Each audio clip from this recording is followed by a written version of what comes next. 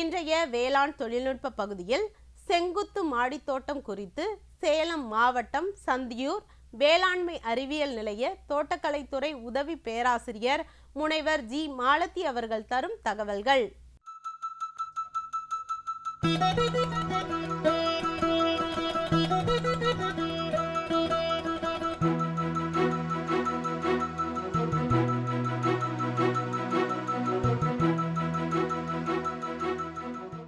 நம்ம எல்லாருக்குமே தெரியும் காய்கறி தோட்டத்தோட முக்கியத்துவம் எந்த அளவுக்கு இருக்குங்கிறது. அதுவும் ஒவ்வொருத்தரோட உடல்நிலை அப்படின்னு சொல்லி பார்த்தோம்னா ஒவ்வொருத்தரும் நம்ம வந்து ஒரு நாளைக்கு 300 கிராம் காய்கறிகள் சாப்பிடணும். பழங்கள் பார்த்தோம்னா 80 கிராமுக்கு மேலே சாப்பிடணும். இதுதான் சரிவிகித உணவில் இருக்கக்கூடிய காய்கறிகள் பழங்களோட அளவு. காய்கறிகளின் அளவுன்னு பார்க்கும்போது 300 கிராமில் 125 கிராம்ன்ற அளவுக்கு கீரைகள் நம்ம கண்டிப்பாக சாப்பிடணும். மற்ற காய்கறிகள் சேர்த்து நம்ம சாப்பிட்றதில்ல. பார்த்தோம்னா என்ன பிரச்சனைன்னு பார்த்தோம்னா நம்ம நாளுக்கு நாள் நகர்ப்புறங்களில் அதிகமாகக்கூடிய மக்கள் தொகை பெருக்கமும் விவசாயிகள் மத்தியில் பரிந்துரைக்கப்பட்ட அளவை விட அதிகமான அளவில் கெமிக்கல் ஃபெர்டிலைசர்ஸ், பூச்சி நோய் மருந்துகள் இதெல்லாம் வந்து தெளிக்கிறதுனால உணவுப் பொருட்களில் காய்கறிகளாகட்டும் பழங்களாகட்டும் மற்ற உணவுப் பொருட்களாகட்டும் அதிகமான அளவில் எஞ்சிய நஞ்சு இருக்கிறதுனால எல்லாருக்கும் இந்த வீட்டு தோட்டம் நமக்கு தேவையான உணவை நாமளே உற்பத்தி செய்துக்கணும் அப்படிங்கிற கான்செப்டில் வீட்டு தோட்டம்ங்கிற ஒரு வீட்டு தோட்டம் அமைக்கிறது வந்து ரொம்ப முக்கியத்துவம் பெறுது. எல்லாருக்குமே அந்த விழிப்புணர்வு வந்திருக்கு. இந்த விழிப்புணர்வு இருக்கிறதுனால நகர்ப்புற மக்கள் மத்தியில் பார்த்தோம்னா இடப்பற்றாக்குறை, வீடு மட்டும்தான் இருக்கும், வீட்டுக்கு பக்கத்தில் இடம் இருக்காது. கிராமப்புறத்தில் பார்த்தோம்னா இந்த பிரச்சனை இல்லை. வீட்டுக்கு பக்கத்தில் இல்லை பின்னாடி முன்னாடி இருக்கிற இடத்துல வந்து வீட்டு தோட்டம் அமைச்சிக்கலாம். ஆனால் நகர்ப்புறங்களில் வந்து இந்த வீட்டு தோட்டம் அமைக்கிறதுக்கு இட வசதி இல்லாததுனால மொட்டை மாடியை உபயோகப்படுத்தி மாடி தோட்டம் அமைச்சு நம்ம வந்து உற்பத்தி பண்ணலாம். மாடி தோட்டமும் அமைக்கக்கூடிய வசதி இல்லை அப்படின்னு சொல்கிறவங்க என்ன பண்ணணும்? அவங்களுக்கு ஆர்வம் இருந்தால் மட்டுமே போதும். இந்த மாதிரி செங்குத்து தோட்டம் அமைக்கிறதுக்கான வழிமுறைகள் இருக்குது. இது பார்த்தோம்னா நம்ம பெங்களூரில் அமைந்துள்ள இந்திய தோட்டக்கலை ஆராய்ச்சி நிறுவனத்திலேருந்து வெளியிடப்பட்ட ஒரு தொழில்நுட்பம். இந்த மாதிரி அப்பார்ட்மெண்ட் வீடுகளில் வந்து இடம் இல்லை, மொட்டை மாடியிலையும் இடம் இல்லை, ஆனால் வீட்டு தோட்டம் கொஞ்சமாவது அமைச்சு நம்ம வீட்டுக்கு தேவையான காய்கறிகளை நம்ம உற்பத்தி பண்ணிக்கணும் அப்படிங்கிற ஆர்வம் இருக்கிறவங்களுக்காகவே வெளியிடப்பட்ட ஒரு தொழில்நுட்பம்.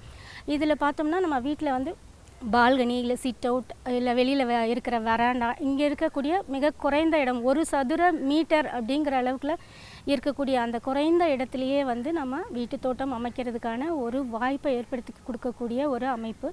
இந்த செங்குத்து தோட்ட அமைப்பில் பார்த்தோம்னா 3 வகையான ஃப்ரேம், அதாவது இந்த ஃப்ரேமில் வந்து 3 பகுதிகளாக பிரிக்கப்பட்டிருக்கு. ஒன்று பார்த்தோம்னா அடியில் இருக்கக்கூடிய வட்ட வடிவ அடிப்பகுதி. இதை நம்ம வந்து இடம் இருக்கிறதுக்கு தகுந்த மாதிரி சதுர வடிவமாகவோ செவ்வக வடிவமாகவோ கொஞ்சம் அதிகமாக இடம் இருந்தால் 1 சதுர மீட்டருங்கிறத 2 சதுர மீட்டராக கூட நம்ம வந்து அமைத்து கொள்ளலாம். அடுத்தது பார்த்தோம்னா நடுவில் இருக்கக்கூடிய அந்த சென்டர் ஃப்ரேம் முக்கியமான நடுப்பகுதி. இந்த நடுப்பகுதி இந்த அடியில் இருக்கக்கூடிய அடிப்பகுதியையும் தொட்டிகள் வைக்கக்கூடிய தொட்டிகளோ இல்லை வளர்ப்பு பைகளோ வைக்கக்கூடிய அமைப்புக்கும் இது ரெண்டையும் தாங்கி இருக்கும். அதாவது இந்த நடுவில் இருக்கக்கூடிய அந்த சென்ட்ரல் ஃப்ரேமில் முனையில் பார்த்தோம்னா தொட்டிகள் இல்லை செடிகள் வளர்க்க வைக்கக்கூடிய பேக் இதை வைக்கிறதுக்கான அமைப்பு அதில் இருக்கும். அடுத்தது பார்த்தோம்னா இது ரெண்டுத்தையும் கனெக்ட் பண்ணி மேலே பார்த்தோம்னா நீர்ப்பாசனம் செய்கிறதுக்காக வாட்டர் டேங்க், தண்ணீர் தொட்டி, 25 லிட்டர் அளவு கொள்ளளவு கொண்ட தண்ணீர் தொட்டி.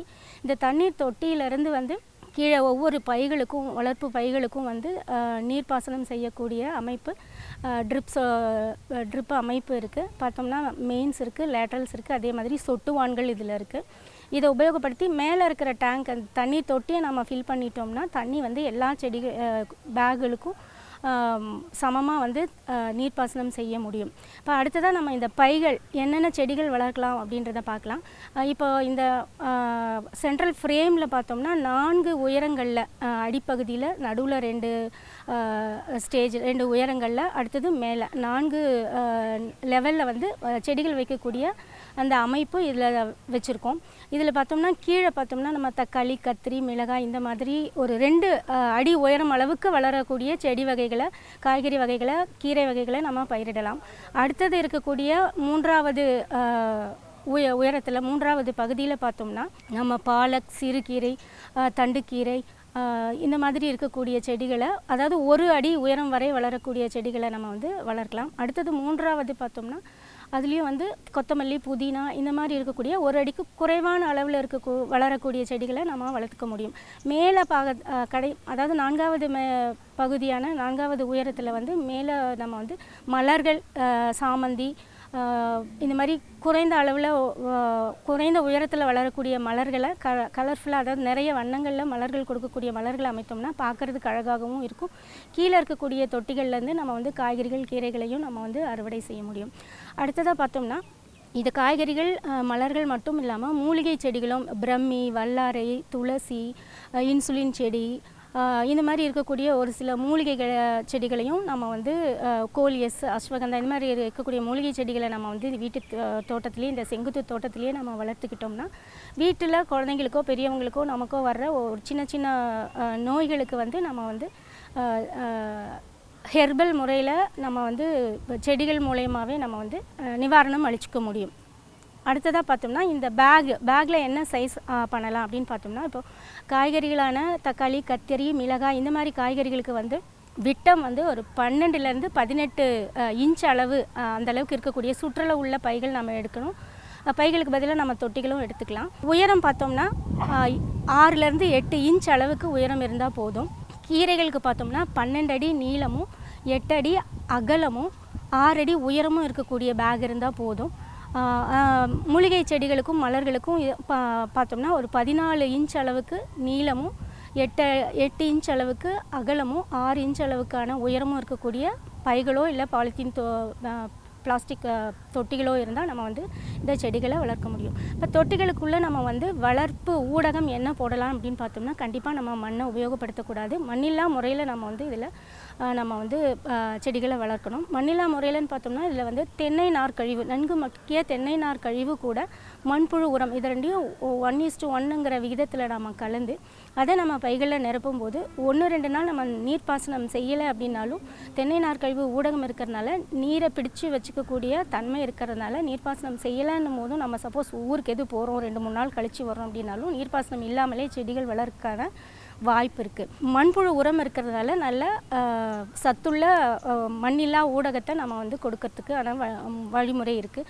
அதே மாதிரி மண்ணில்லா முறையில் வளர்க்குறதுக்கு மட்டும் இல்லாமல் நம்ம வந்து அங்கக முறையிலையும் இந்த செடிகளை நம்ம வளர்க்க முடியும். நமக்கு நாமே வளர்க்குறதுனால இதில் வந்து கெமிக்கல்ஸ் இல்லாமல் வேம்பு சார்ந்த பூச்சி நோய் கண்ட்ரோல் பண்ணுறதுக்கான வேம்பு சார்ந்த மருந்துகளை உபயோகப்படுத்தியும் இயற்கை முறையில் ட்ரைகோடெர்மா, சிறந்த ஒட்டுண்ணிகள், இந்த மாதிரி பூச்சி நோய்கள் எதுவுமே வராமல் நம்ம பார்த்துக்கிறதுனாலையும் அங்கக முறையில் இயற்கையாகவே நம்ம வந்து செடிகள், காய்கறிகள், கீரைகளை உற்பத்தி செய்து கொள்ள முடியும்.